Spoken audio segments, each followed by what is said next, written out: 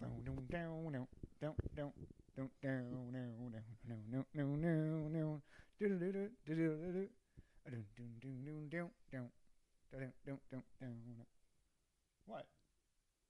Welcome back to Flying the Kupp. This week we are talking a little bit about those 90s sitcom, that classic television, those shows that paved the way to what a real-life TV show is like, that 3-camera setup, those sitcoms that change the game.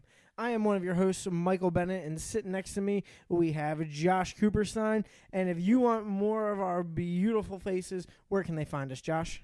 They can find us over at flyingthekupp.com. All our news, notes, videos, updates, all that is there at flyingthekupp.com. We are on YouTube at Flying the Kupp. We are on Spotify. Search Flying the Kupp. And we are on Instagram and Facebook. We're at Flying the Kupp. If you're looking for us, if there's a name you can't see, it's because it's spelled Kupp. And that's right. And if you are searching for us there, we are going over a lot of the 90s stuff this week. And when I think 90s, I think about that sitcom.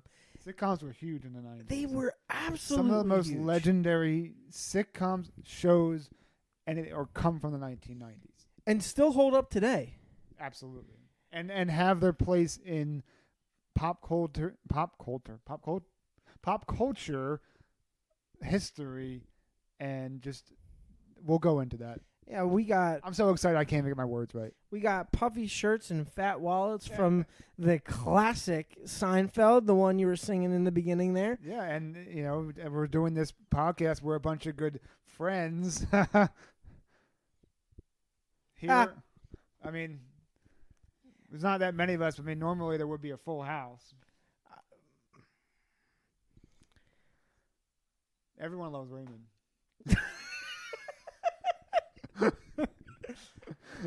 Everything looks good here. Looks like you've done some home improvement. All right. Speaking of home improvement, everyone knows Michael is essentially Al from Home Improvement. Look him up. Richard Karn, the actor. Look him up. Spitting image. There is a very uncanny resemblance. Very uncanny. You put on a flannel shirt, you're Al. Home Improvement was probably one of my favorite shows growing up and watching that. I still don't know what his neighbor looks like.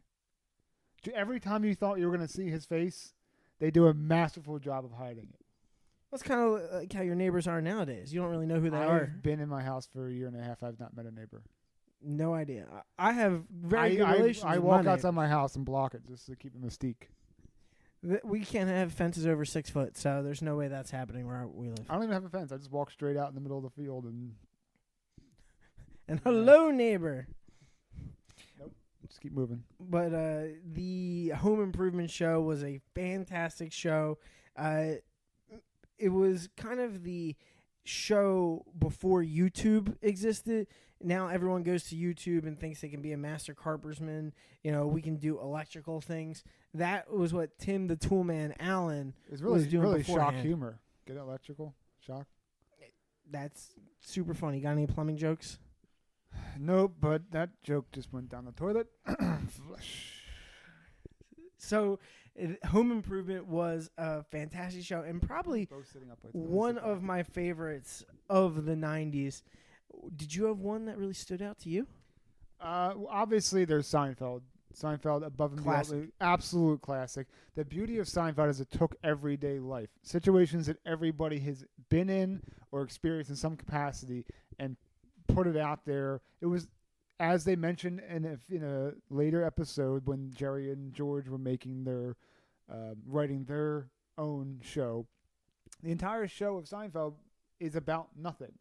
It's one of the very few shows out there that has no real plot, and everything is as simple as somebody going to a work event or somebody playing softball or somebody that has an interaction with a fruit salesman. And then the entire episode is based on very small interactions that become major stories. And I think that's the beauty of it, is we all can, anybody from all walks of life can resemble to that show. Seinfeld was one of the inspirations for this podcast, where we wanted a show about two Shows guys about nothing. Well, show about two guys going through life, growing and learning and exploring and sharing our stories with anyone that cares to listen to us. And Seinfeld was the beginning of that. The show about nothingness gave you the show about two fairly boring guys. Speak for yourself. I'm very entertaining. You can even check me out on my other YouTube channel that I have. We are at redcon_coop, but that's for neither here or there. Josh Cooperstein on YouTube. What are you talking about? I didn't want to be the one to say it, but Josh Cooperstein on YouTube. Check it out. Thanks for your time. Enjoy the grind. So do you have any, because Seinfeld, again, this is a common theme to your TV. We know that you didn't have cable. Seinfeld being on NBC when it first started, eventually being syndicated on Fox. That's something that you were able to watch quite a lot of. That was something that I got to really experience with my dad. On a lot, like very frequently, especially even after it ended in the late 90s. We would check out that or The Simpsons. My dad would sit down Sometimes and watch they lead that. into each other. We go back and forth. Yeah, and it was really nice to have that type of experience with my dad and watch those TVs and get a little bit of us bonding time. Because it was safe for kids to watch. There were some things that I didn't catch until I was older because I took it for face value. I didn't realize what they were talking about. Like winning the contest was, not always winning, but there was those types of shows. But as an 8, 9, 10, 11, 12-year-old in around those ages, kind of getting to grow up, my dad was letting me watch that show, and it was good bonding moments. True story. I got the talk of the birds and the bees watching a Seinfeld episode. So thank you, Seinfeld. Seinfeld says you're welcome. But it was a good time for me and my dad to share those types of experiences. Do you have a favorite moment or character or episode of Seinfeld? It's got to be Kramer is the best character in the show. I think he's so well written to be a zany type of neighbor. Very well cast too. Very well cast with Michael everybody. Richards. All phenomenal. All have great moments, but the one that sticks out the most is the soup episode. Oh, the soup Nazi. Soup Nazi, no soup for you. What? No soup for you. Can I get bread? No bread. Oh. No soup for you. And it was just that moment in TV that really stood out to me. That was something practical, real life, day to day, taken to the extreme. And that was just a special moment in TV. And it's those types of sitcom legendary moments that last for you. They're talkable moments that you go off and talk with your friends. Oh, I improvise Seinfeld lines in my day-to-day life constantly. Izzy Mandelbaum, you think you're better than me? You think you're better than me? Huh? That's how I'm going to be when I'm 90 years old, just like Izzy Mandelbaum. Lifting up TVs, breaking my back, but still, it's go time. Puffy's shirt's a great one. One of my, obviously you have the major four. I think George Costanza is my favorite. Of the non-lead roles, but not background characters, more character actors or second and third tier. You have to go Frank Costanza by Jerry Stiller. Wayne Knight playing Newman Newman is such an underrated character. When he's in, every minute that he's on screen is absolute gold. Facial reactions, everything. He doesn't get as much credit. Newman and outside of David Puddy. I love seeing David Puddy. Newman. It was, great cast overall and truly phenomenal. But Seinfeld was always my dad's show. That was what my dad watched, and it is how we bonded. But for me, the show that stands out, besides Home Improvement, that was my number 2, is The Fresh Prince of Bel-Air. West Philadelphia, born and raised. You know the rest. You finish up yourself. But Will Smith. Scoop Dog's not going to rap for you here. Copyright claimed on that one. So Will Smith, my favorite actor, Philadelphia, born actor, represents everything I want. Watch him in everything. Pursuit of Happiness, I Am Legend, Hancock, everything. So he is my all-time favorite actor, and it all started with The Fresh Prince of Bel-Air. And it was such a funny, hilarious show that at moments touched at your heart and pulled at those heartstrings, and it's just the best.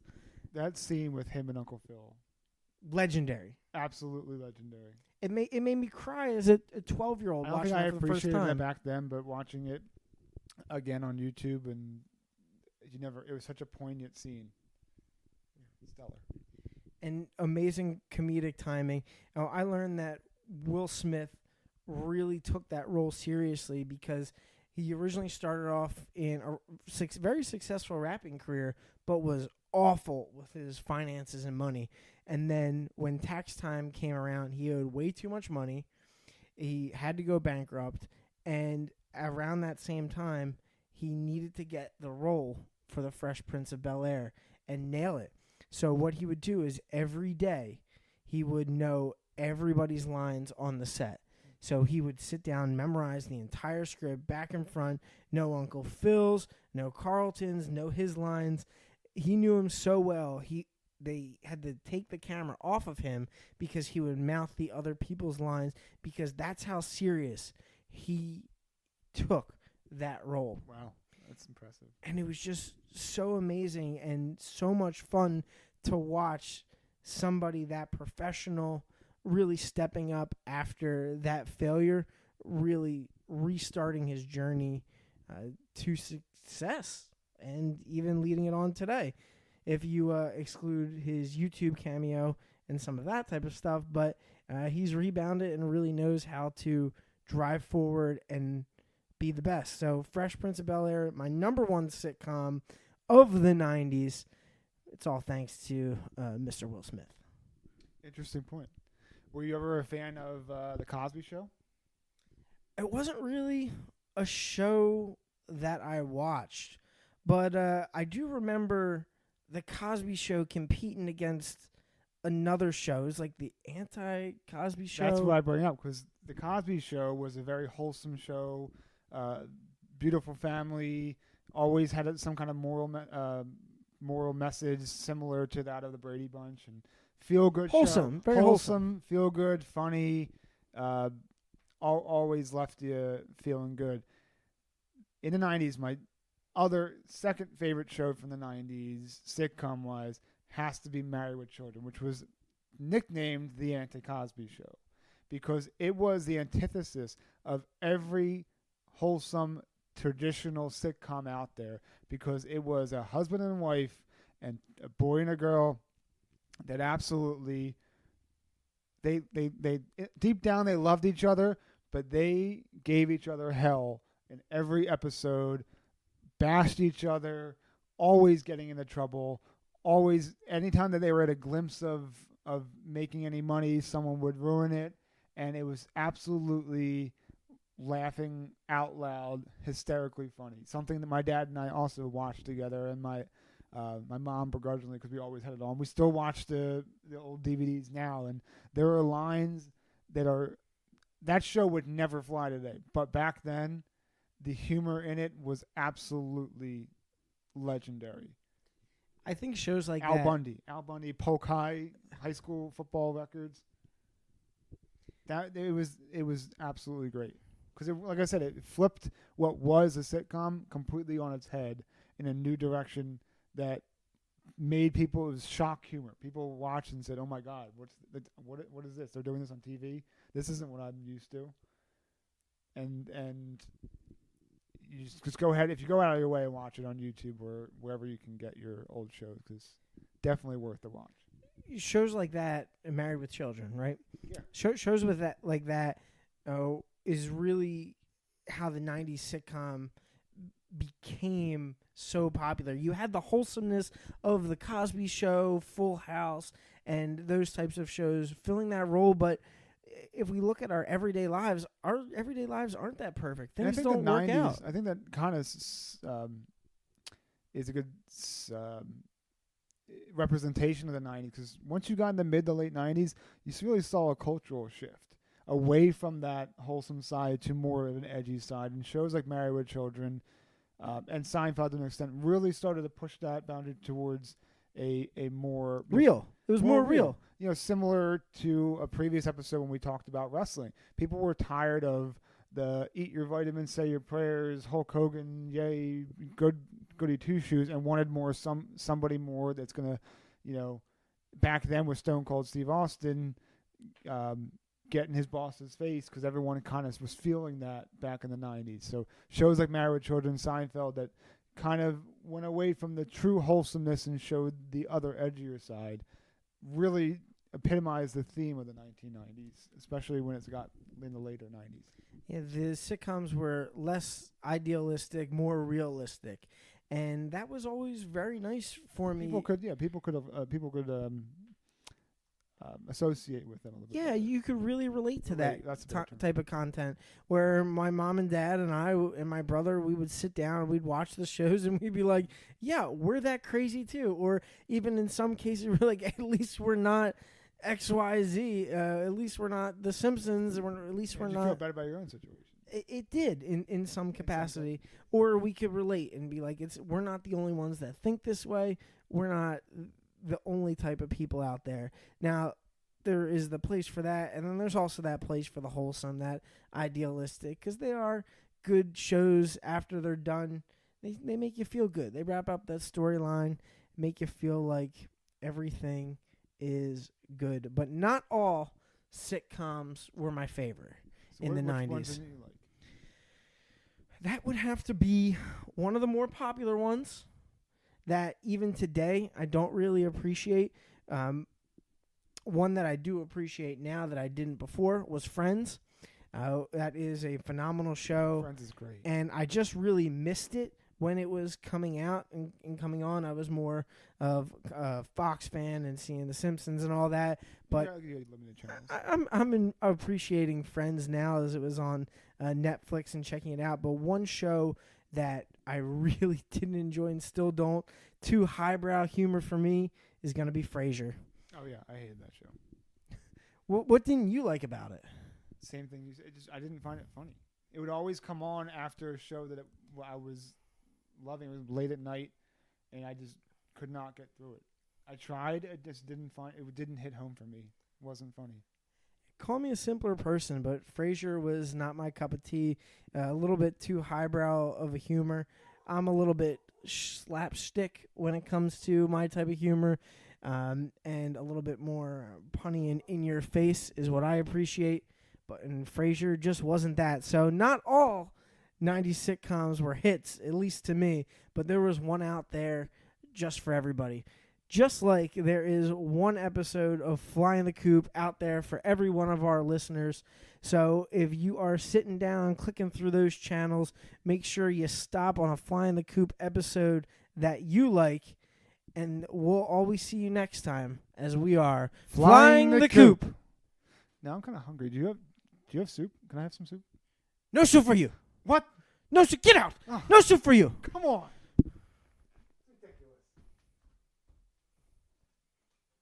You can have soup if you bring puffy shirt.